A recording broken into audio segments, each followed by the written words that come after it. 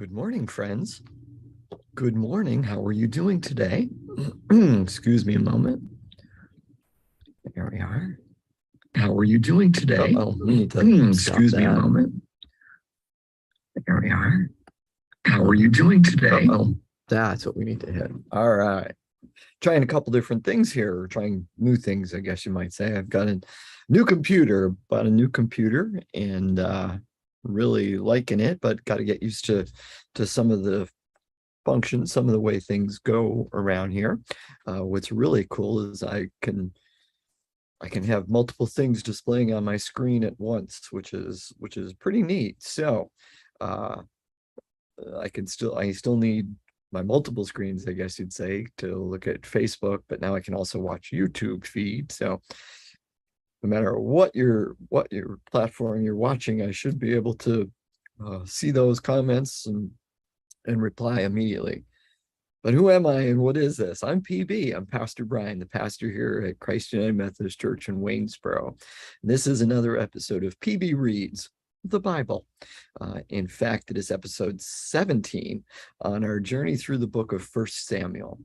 After a couple-week break, we're back at it this morning, folks. Episode 17 on our journey through the book of 1 Samuel. And that means we will be looking at chapter 18 this morning. We'll be taking a look at chapter 18, reading through that, and talking about it, bringing some things out for you to discuss. Of course, Facebook and YouTube only give me numbers. They only tell me the number of people watching. It doesn't tell me who you are or anything like that. And I like to know that. So go ahead and let me know you're there. Let me know you're there. I can see a number of people watching, but I like to know who it is.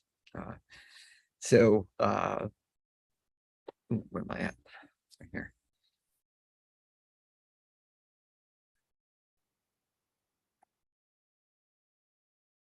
Sorry, getting distracted, I guess you might say.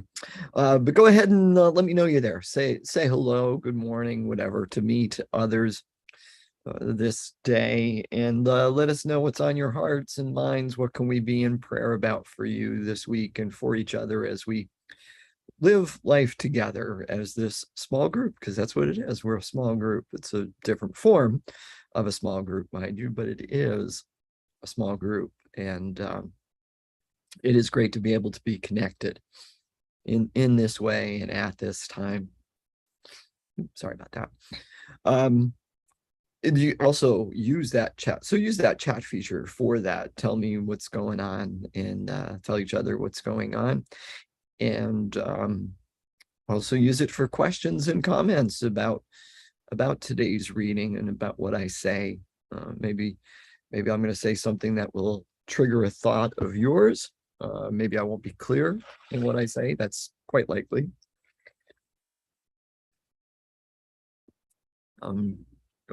Maybe God speaks to you about something that I don't say. So go ahead and let us know. Let us know. I'll do my best to answer that. Of course, you can also do all those things through texting. 570-351-1619 is my cell number. To check in, to share a joy or a concern, or to ask questions or state comments, whatever the case might be. So we're gonna go ahead. Oh, good morning, Maureen. Good morning. Hope you enjoyed your time away. I think you're home now. I think that's what Susan had posted anyway. So good to have you with us. It's great to be back at this morning. Great to be back at this. I had two very nice weeks off. The picture behind me, I forgot to change it, but that's okay, is Pigeon Creek in Pigeon Forge, Tennessee, just outside of Gatlinburg. And that was lovely. I climbed down, stopped along the side of a pretty busy highway, climbed down a rocky, dirty trail very carefully, and took a couple pictures along that creek. It's lovely. Good morning, John and Cindy. Good to have you with us this morning. You missed me. You're so kind. You're so kind. So we were in that area, Gatlinburg and Pigeon Forge, for several days, and then came home, and I got out. I was able to play golf one day, and I had a pretty good day for me. Of course, that's not saying much.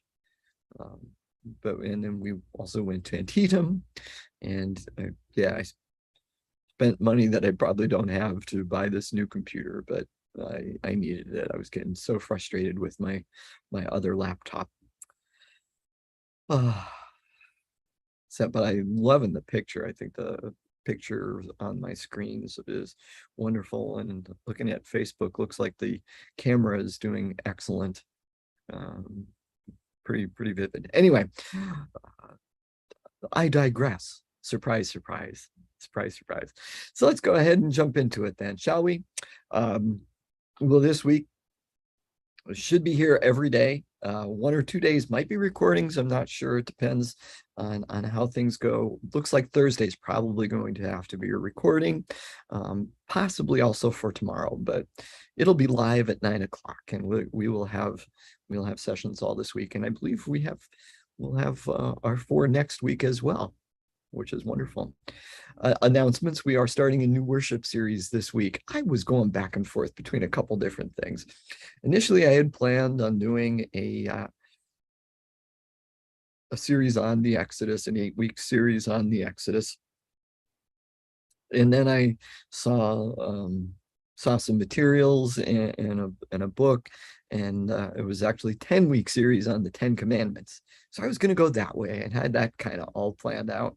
And then the more I thought about it, the more I thought, boy, 10 weeks, even 8 weeks is a long time to do a series, but 10 weeks, 1 week on each of the 10 Commandments. Now, that's great teaching opportunities, but I don't know if I could do that. Thought it might be long. So anyway, we're going back to my initial plan, which is the 8-week series on the Exodus. So it's the Exodus and the wilderness. We're not just talking about as far as the Exodus, as far as leaving Egypt, but what happened next? What happened next? We're going to be spending some time in the wilderness as well, on how all that played out. Of course, we're not going to be able to talk about it all, but we're going to spend 8 weeks talking about some of those things. And of course, if you followed along with me when we did the book of Exodus, some of the stuff that I will be saying over the next few weeks might be just reminders, but that's good. That's good. You could probably preach some of the sermons for me instead. But I think it's going to be a great series. I really do. I think it's going to be a great series. I think it has the opportunity to be very impactful. So I encourage you to join us on every Sunday, July through August 21st or something like that. I believe it's the last week of it. It is an 8-week series. So there's the 5 weeks in July and 3 weeks in August. I encourage you to join us for Sundays after that as well, in person, of course, at 8:15 and 10:45, and live streamed at 10:45 if the in-person doesn't work. I will be doing some redesigning in the sanctuary of the worship space, the worship center space. I think some of my plans are going to be pretty cool, pretty good. Could always use help. Actually, if anybody has any palm trees, either real or fake, could love to borrow 1 or 2 of those for the series. So if you have something like that, let me know. Let me know. Good morning, Marcia. Good to have you joining us as well. I should add the subscript on that, or that if you're in a reasonable distance, like if you're joining us from a couple states away or hundreds of miles away, I don't think I'm going to be borrowing your palm trees. It would be less expensive for me to buy them, I guess. All right. We're going to jump into it, looking at chapter 18. So just to refresh your memory, what's happened so far. Okay, Saul, of course, is king of Israel, but Israel isn't fully a nation state yet. It's really just tribal. It's a tribal situation. So although we refer to him as king of Israel, it's almost a misnomer. They're not cohesive enough. course, we talked about that a lot during the when we went through the book of Judges, and how rather than even being connected as tribal groups, they had virtually disintegrated. It was starting to come back together under Saul, and so when they talk about Israel, they might only be talking about one or two tribes in some of these stories. But it was starting to reverse it so that tribes are willing to come together to help each other out a little bit better than they were at the end of Judges. But Saul has displeased God and Samuel has predicted that this kingdom has been torn away from you, will be torn away from you and given to somebody else. And then we're introduced to David in three different ways, three different stories. The first being Samuel anointing David, having that whole scene there, and then David being brought to Saul as a musician to help temper his spirits and soothe the wild beast, so to speak, within him. And then the third story of David with the giant, with Goliath. And all three stories seem to have like no connection to the other. When they get to the third story, we see Saul sees David, and it's almost like he's seeing him for the first time, as if he's never met him before, never been connected with him or in touch with him, as if he hasn't been there. His father sent David there to be nice to his brothers. But it ends following David's victory on the battlefield, the little boy before the giant. It ends with that little thing that we can read in a couple different ways, and one seems to have a little bit of a foreshadowing of what's about to take place. It sort of sets things up. Saul asking, "Whose son are you?" Wanting him to say yours, and basically pledge fealty and fidelity and lifetime support to Saul. But David doesn't do that. David says, "I'm the son of Jesse of Bethlehemite, your servant, Jesse." So although Jesse might be your liege, might be your servant, I'm not necessarily your servant. I'm his son. So, and that's where it ends. And we can see that, especially moving forward through the story, we can kind of see that maybe that is sort of the beginning of some of this anger and issues that are taking place, especially in chapter 18. So without further ado, I'll probably read the whole thing. I know. When David had finished speaking to Saul, the soul of Jonathan was bound to the soul of David, and Jonathan loved him as his own soul. Saul took him that day and would not let him return to his father's house. Then Jonathan made a covenant with David because he loved him as his own soul. Jonathan stripped himself of the robe that he was wearing and gave it to David and his armor, and even his sword and his bow and his belt. David went out and was successful wherever Saul sent him. As a result, Saul set him over the army, and all the people, even the servants of Saul, approved. Pause. Okay, so it seems like the author is trying to connect this to the previous story. It probably isn't. It probably isn't directly like after. There's probably been a time lapse, a time gap between the two. But we have David being brought into Saul's service as a warrior, and eventually being put in charge over the army. But we also see right off the bat this connection between Jonathan and David. Excuse me. Between Jonathan and David. Now, what is this connection? What does this whole thing mean? It probably means more than it seems to on the surface. And then more than it seems to on the surface. We're going to see a couple things in this story. We're going to see I don't want to say not battleize. We're going to see some people really being drawn to and connected to David, but we're also going to see Saul becoming more and more distant and more of an enemy, more and more hatred towards David. We're going to see Saul's family virtually being split in two over their reaction to David.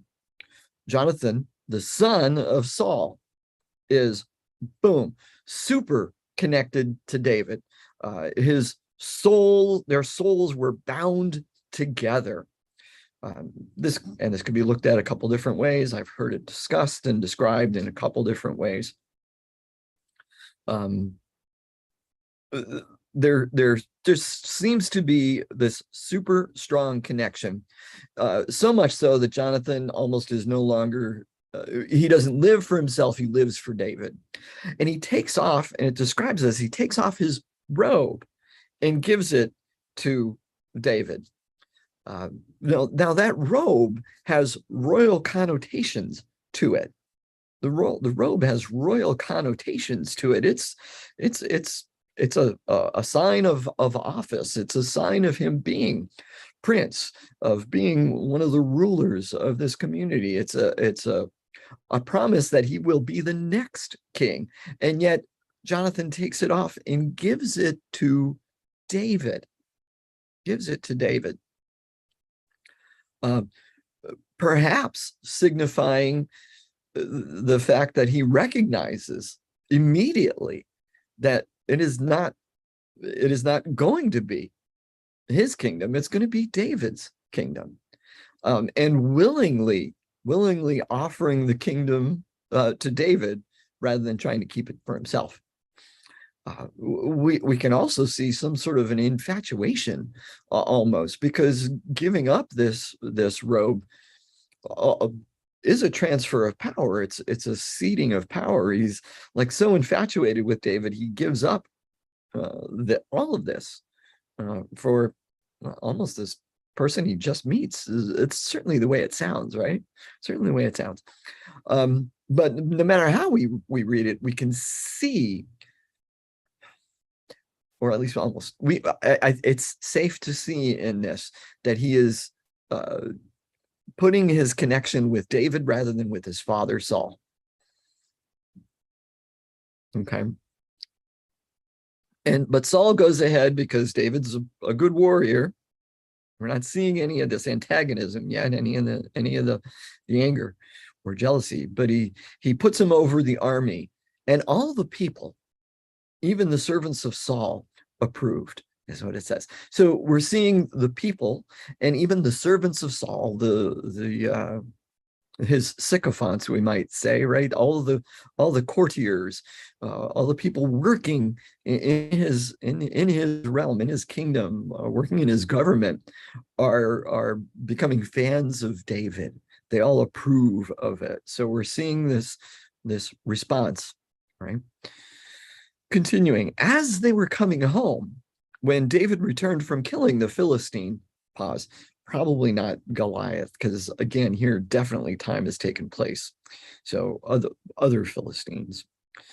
The women came out of all the towns of Israel, singing and dancing to meet King Saul, with tambourines, with songs of joy, and with musical instruments. And the women sang to one another as they made merry. Saul has killed his thousands, and David his 10,000s. Saul was very angry, for this saying displeased him. He said, they have ascribed to David 10,000s, and to me they have ascribed thousands. What more can he have but the kingdom? So Saul eyed David from that day on. Pause. Ooh, now we're saying it. Okay, so they're coming back from a victory. The women are out dancing around and to meet Saul. It specifically says to see King Saul. And they sing this poem, Jewish parallelism. And this is an example of Jewish parallelism. And this is a particular form of it, where the second line expands or expounds upon the first. All right, and makes it greater. Usually, though, in fact, almost always, the subject doesn't change. So it should be the same subject, the same person in both of them. It should say, Saul has killed his thousands. Saul has killed his 10,000s. That would be a classic example of Jewish parallelism, and that would be acceptable. And that would be acceptable to Saul. But the women here have intentionally changed the subject. Saul has killed his thousands, and David has killed his 10,000s. Ooh. Ooh.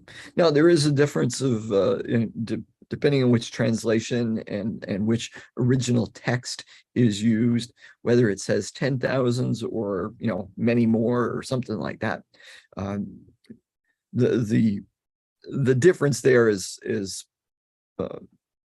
it really isn't important to pay attention to, because even where it doesn't say 10,000, it still indicates a dramatic increase in number. Okay, and yes, we don't need to read it literally as thousands, but even if you don't read it as literally as thousands, you can see that it's a tremendous increase in number. And the point is, the women intentionally, it certainly would seem intentionally, have changed the subject from Saul to David. This seems to be connecting back to verse 5, where it says about the people approving. We're seeing the people being drawn to David. Lines are being drawn. And they're connecting with David. They're approving of what he's done. They're loving David. Love is an important word throughout this chapter. We've seen that Jonathan loved David. We're going to see some more. We're seeing love of Saul's servants and of the people of David. All right, continuing. Oh, no, never mind continuing. We'll continue to talk. So Saul becomes very angry when he hears this. And we can see in it, and it's based on the original languages. It can be confusing. What's the cause of his anger, or is it exactly anger? Because it can be anger and it can be fear, but perhaps it's intentionally vague. Perhaps it's meant to be both. Saul is angry, and Saul is also afraid. Afraid of what? Afraid of David? Well, yeah, and afraid of losing. But Saul, unbeknownst to himself, gives a prediction of what's next. He gives a prediction of what's next. He says, "What more can he have but the kingdom?" So Saul eyed David from that day on, so we're seeing here a bit of paranoia creeping in to Saul's personality as well. Oh, how the mighty have fallen, we might say. Remember, he had formerly been blessed with the power of the Spirit, and the Spirit had come upon him. The Spirit has gone away, and now he only has an evil spirit, or a bad spirit, that he is being tormented by. But that spirit is tormenting him really because of the change in his personality. We shouldn't see, because it's going to come up here in a moment or two, about this spirit again. The very next verses.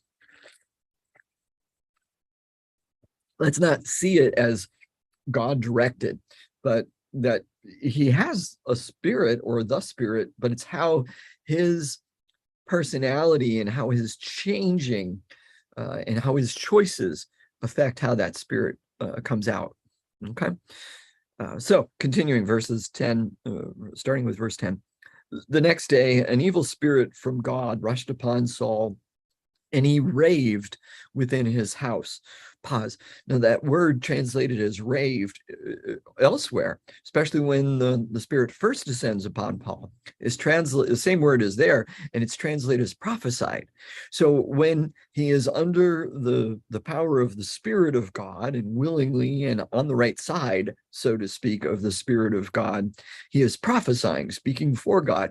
But now that he has so much of himself and his ego and his change in personality. Struggling with this spirit, he's no longer prophesying, but he's raving like a madman around his home. While David was playing the lyre, as he did day by day, Saul had his spear in his hand, and Saul threw the spear, for he thought, I will pin David to the wall. But David eluded him twice. David eluded him twice. Pause. So the interesting thing here, the ironic thing here, is that David's playing soothes Saul's spirit, and yet at the same time, because of this changing in his personality and his anger and his jealousy and his fear mixing in, David playing is also heightening this evilness spirit that is taking over, so to speak, his actions. And so he tries to kill him, tries to pin him to the wall. David eluded him twice. Now, this same two verses or same story takes place in another chapter, a couple chapters from here. So many authorities, many scholars believe that these two verses were a later addition in here, because it's retelling the same story, and they think, well, it really belongs in that other location, but somebody duplicated it and put it here. Doesn't matter. Continuing, verse 12, Saul was afraid of David because Yahweh was with him, but had departed from Saul. Oh, wow, pause. So Saul, it would seem, Saul recognizes that everything that's happening is because Yahweh is on David's side. The Spirit of God has left him and gone to David. Oh, which I'm sure is compounding his anger and his jealousy and everything else. Man, God was once on my side. Continuing. So Saul removed him from his presence, but made him a commander of 1,000. Pause. That seems weird. This seems weird because it almost like a demotion. He was in charge of the army, but now he's placed him over 1,000. But I think that's the author is intentionally doing this, not so much as to show a demotion, but to show what the amazing things happened before David with limited resources, we might say. Okay, let me start that verse 12 again. Saul was afraid of David because Yahweh was with him, but had departed from Saul. So Saul removed him from his presence and made him a commander of 1,000. And David marched out and came in, leading the army. David had success in all his undertakings, for Yahweh was with him. When Saul saw that he had great success, he stood in awe of him. But all Israel and Judah loved David, for it was he who marched out and came in leading them. Pause. Okay. So in spite of being only in charge of 1,000, we're seeing, a limited resources, he's still successful. The author specifies why, because Yahweh was with him. Yahweh was with him. And the people loved David because for it was he who marched out and came in leading them. That's a slam against Saul, because Saul should have been going out leading them. At the time, the king leads your army into battle. It's not like these days where the king, president, emperor, whatever, sits safely in the back and directs others to do their bidding. We don't see, and we're not going to see Vladimir Putin out on the front lines. Now, President Zelensky is the exception to this rule, we might say, as he has been in some very dangerous situations there in Ukraine and refuses to completely leave Kiev. But we also see him, of course, in the background, rightfully so, trying to garner support, et cetera, et cetera. But he's like the exception to the rule. We're not going to see Vladimir Putin leading the army.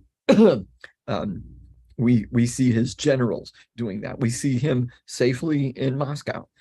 Saul was safely in Moscow, while David was out on the battlefields. David is the one leading the army in these battles against the Philistines. In other words, he's doing the things that Saul was supposed to be doing. Remember, when Saul was first made king, one of the things God said was to deliver my people from the Philistines, and he's not doing it. And he's not doing it. David seems to be doing it. David is doing it. Now, it does say, verse 15, I just want to draw your attention to this, and this is the NRSV translation. He stood in awe of him. The word awe here has a connotation or a context of anxiety and fear. So it's a very anxious awe. In other words, worry, concern, what's next, and how is this going to impact me? It's not so much an awe as wonder and amazement and being drawn closer to David. It's a type of awe and wonder and anxious anxiety that's pushing him further away from David. Okay? But all Israel and Judah loved David. So there's that love again. The author of these stories gives us a clear picture of what's taking place in Saul's mind. We're seeing his plotting. We're seeing things. This is an advance. I just want you to take note of this as we go forward through this chapter. We see what's going on behind the scenes, so to speak. We're seeing what's taking place in Saul's mind, why he's doing things. We are not being led into David's mind. We're not seeing what David's thinking. We don't know if David is on to Saul or not, or is he completely naive? What's really going on? Is he plotting as well? And the author just not letting us know. Continuing. Then Saul said to David, "Here's my elder daughter, Merab. I will give her to you as a wife. Only be valiant for me and fight Yahweh's battles." For Saul thought, "I will not raise a hand against him. Let the Philistines deal with him." David said to Saul, "Who am I and who are my kinsfolk, my father's family in Israel, that I should be son-in-law to the king?" But at the time when Saul's daughter Merab should have been given to David, she was given to Adriel, the Mahalathite, as a wife. Sorry. But we see there the plotting taking place, the diabolical nature of Saul coming forth. He's saying, yeah, I'll give you my wife. Let the Philistines deal with him. I won't have to raise a hand. In other words, I don't have to kill David. I'm just going to put him into a position where the Philistines can do it for me. Does that sound familiar? Well, maybe not if you haven't read into 2 Samuel, but we will get there at some point. So remember this. Spoiler alert, David does a very similar thing. Does David recognize, first of all, does David recognize right now what Saul is up to? And if not, does David come to realize what Saul had tried to do and then recall it later and use the same technique against Uriah, where he sets Uriah up to fail and to be killed? Not saying for sure, but it's a very similar story. But we see his plotting, and when that fails, rather than giving David his daughter as he had promised, he gives her to somebody else. He goes back on his word. So we're seeing all kinds of things, but that's okay, because next we see Saul's other daughter, and we see a very important word used multiple times in these next verses about her and David. Now, Saul's daughter, Michal, loved David. Saul was told, and the thing pleased him. Pause. It didn't please him that she loved David. It pleased him that she loved David because then he could use it against David. Continuing, Saul thought, let me give her to him, that she may be a snare for him, and that the hands of the Philistines may be against him. Therefore, Saul said to David a second time, You shall now be my son-in-law. Saul commanded his servants, speak to David in private and say, see, the king is delighted with you, and all his servants love you. Now then, become the king's son-in-law. Pause. So rather than being direct with David, and maybe he did because it says he did, asked him the second time, but now he's using his people, his servants who love David, who are close to David. He's using them in his plot, and he's telling them to he's telling them to do two things. He's telling them to lie and tell the truth. He's going to try to get his way with David through the use of lies and through the use of truth. Because first he says, see, the king is delighted with you. Lie. We know he can't stand David. And all the servants love you. Seemingly the truth, because it's been coming up here. So again, we're seeing all these loves coming forward. Jonathan loves David. Michael loves David. Saul's servants love David. All the people of Israel and Judah love David. Saul doesn't. Continuing. So Saul's servants reported these words to David in private. And David said, does it seem to you a little thing to become the king's son-in-law, seeing that I am a poor man and of no repute? Pause. So again, we're not let into David's mind. We don't know what he's thinking. All we know is what he's saying.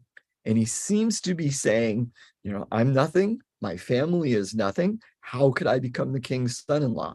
I'm poor. In other words, I can't afford the bride price because there should be a bride price. And even if there isn't, she's the king's daughter. She should be used for political purposes because that's what would have been done. Not only then, but centuries and centuries later, these arranged marriages would have been used for political purposes to be for treaties and that kind of thing, to find peace, to gain territory and property and all those kind of things.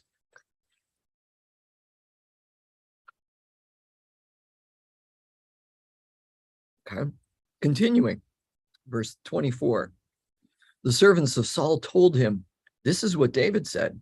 Then Saul said, thus shall you say to David, the king desires no marriage present except 100 foreskins of the Philistines, that he may be avenged on the king's enemies. Now Saul planned to make David fall by the hand of the Philistines.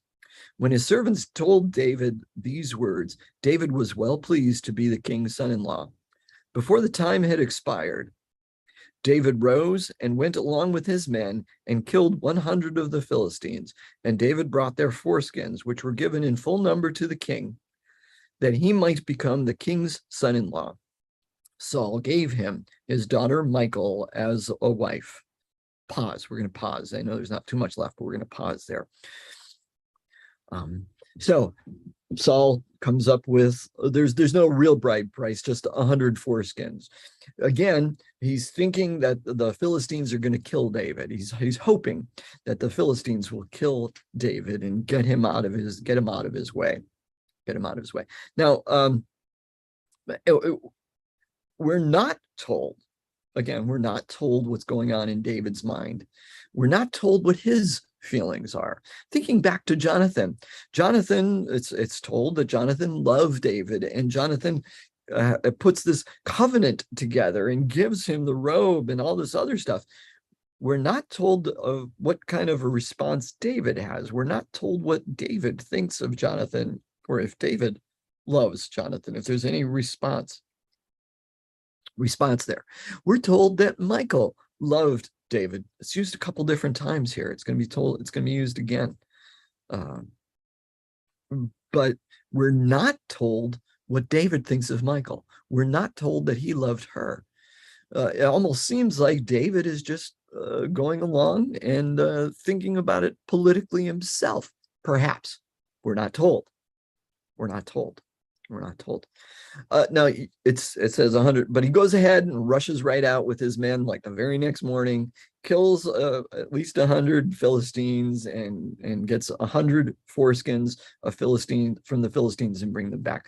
Now the NIV, and there's probably some other translations as well, change it from 100 to 200. Presumably to show David's desire to like just rush out and do even more than was required in order to get Michael. That's why is there a difference between the two? If one comes from one original source and the other comes from a different, dare I say, original source. The Masoretic text has it one way. That one, I think, is the one that has it with 200. Which could be a mistake somewhere along the lines. The other is from the Greek Septuagint, as well as another text, I can't remember the name of it, that says 100. It says 100. And most scholars lean towards the 100, but whatever. I think by using the 200, we're almost putting an intent in David that we don't know. We don't know. If by changing it to 200 and saying, oh, David got like, we're seeing that David must have been infatuated with Michael, must have loved this idea and rushed right out to do it and did double what he was supposed to. So I think just killing the number of people that he needed to kill and getting enough foreskins set by Saul is enough. All right. But continuing, but Saul, and probably begrudgingly, gave Michael to David so that he could become his son-in-law. So picking up from there, verse 28, but when Saul realized that Yahweh was with David and that Saul's daughter Michal loved him, Saul was still more afraid of David. So Saul was David's enemy from that time forward. Then the commanders of the Philistines came out to battle, and as often as they came out, David had more success than all the servants of Saul, so that his fame became very great. Pause, end of chapter. So Saul is realizing that Yahweh is definitely on David's side, and even his daughter is on David's side. She's in love, and everything that Saul had wanted to do hasn't happened, hasn't been accomplished. In fact, the very opposite. He wanted to drive David away, but now David is an integral part of his administration. He's his son-in-law. So wanting to push him farther away, he ends up bringing him even closer. And his fear, which anxiety, anxiousness, distrust, jealousy, all those words and concepts and ideas and emotions are pulled together in that word fear, in that word fear. And he became David's enemy from that time forward. All right, my friends, that's it for today. Thank you for joining me. I do pray that this has been beneficial to you in some way, that God has spoken to you in some way through what we've said, what we've read, that you've learned something or relearned something as you go about your days, not just today, but every day. Every day, keep those eyes and ears, both physical and spiritual, open to everything that our living, loving, active God is doing in your life and in the lives of those around you. When you see it, when you hear it, do two things. Say, thank you, God, and then tell somebody about it. Until we meet again, my friends, be blessed. Be blessed. Bye.